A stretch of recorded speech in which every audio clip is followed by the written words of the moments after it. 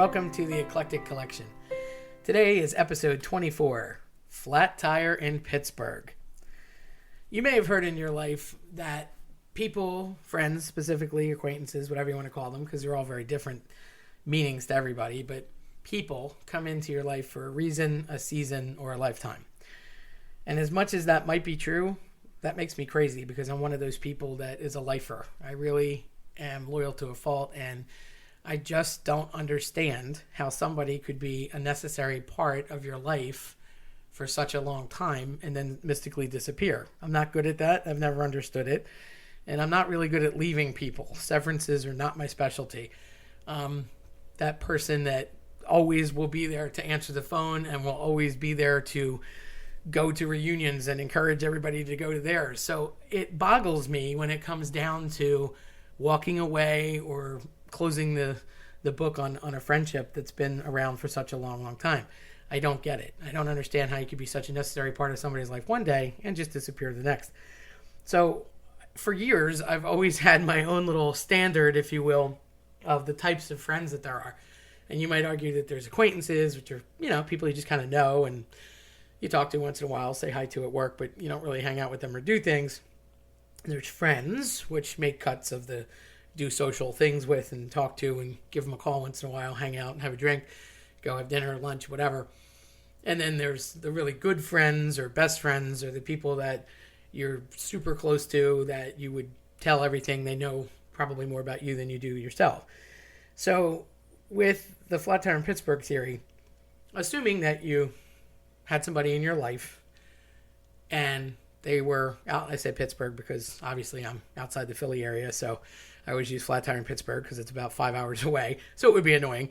So if they got a flat tire in Pittsburgh and they were not close to where I'm located, my reference point, there's really three types of people, and this is, in my opinion, how they would respond.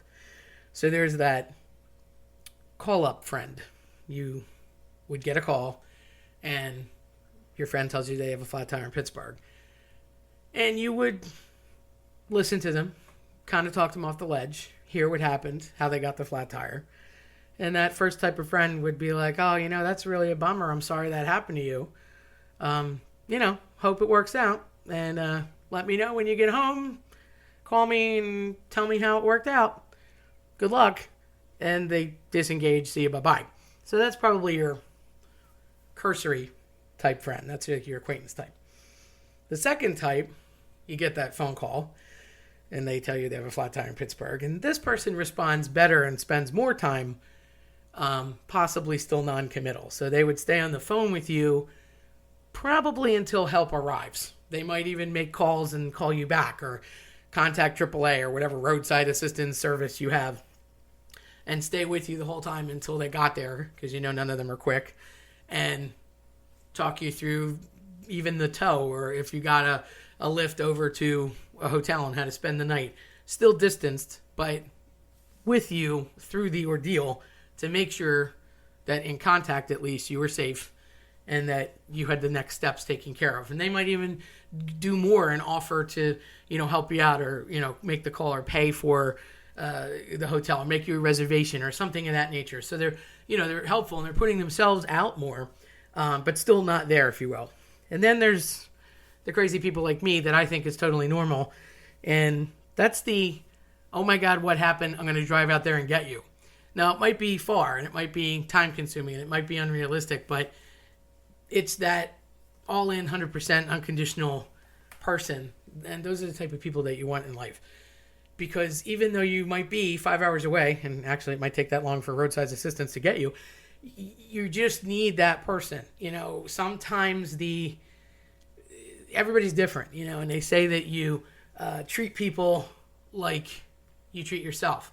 That's actually a lie. The golden rule is funny. You should really treat people like they want to be treated. And I think in lies the issue, because we very often abuse ourselves and we don't really know that or think about it. Oh, well, I'll take a nap later. I'll just stay up late and finish this. I'll eat later. I'll skip lunch. I'll work through lunch. Sometimes we tend to abuse ourselves without even thinking about it. You never say, no to something, or you have a situation that you are always doing for someone else, or maybe work too much, or maybe completely neglect self-care. And that happens, but not everybody does that. And sometimes people are a little more delicate and they might need to hear that person, or they might be stubborn and they need to hear it 20 times. You never know. So treating people the way they want to be treated is difficult, no matter how close you are to somebody. And there's only those really close-knit, tight people that you've come to learn, respect, and understand that get it and understand the whole of you. And they're usually few and far between. They're difficult to find. And when you do, I really believe that you should hold on tight with both hands when you do encounter somebody like that. And I know for myself, driving out there to be with that person, get them through the crisis and get them back, is what is sometimes needed. And even if they don't necessarily need that, it doesn't mean that they don't want the help. Often, I have found that when you do something for someone, sometimes they don't understand what you're doing and why. And regardless that your intentions are pure, they often react not the way you thought. And I just think that a wise man knows when to ask for help, and things aren't always what they seem. So, got to think about the people in your life. And then you have to look at the other side of things too. Do you have that flat tire in Pittsburgh friend? If you do, you should hold on to them no matter what.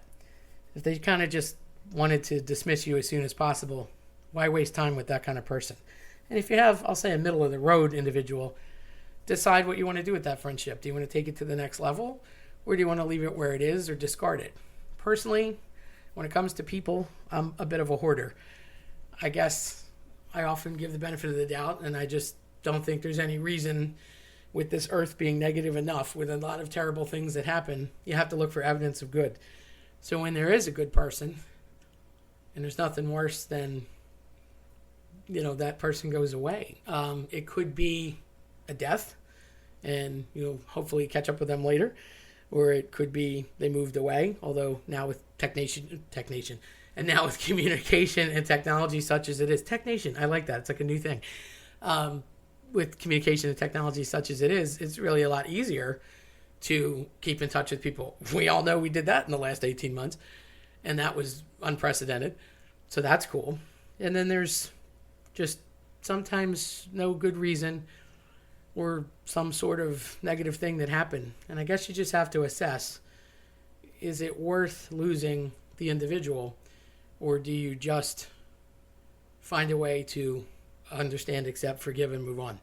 So if that person is important to you, you want to keep them around, because you never know when you're going to get that flat tire in Pittsburgh.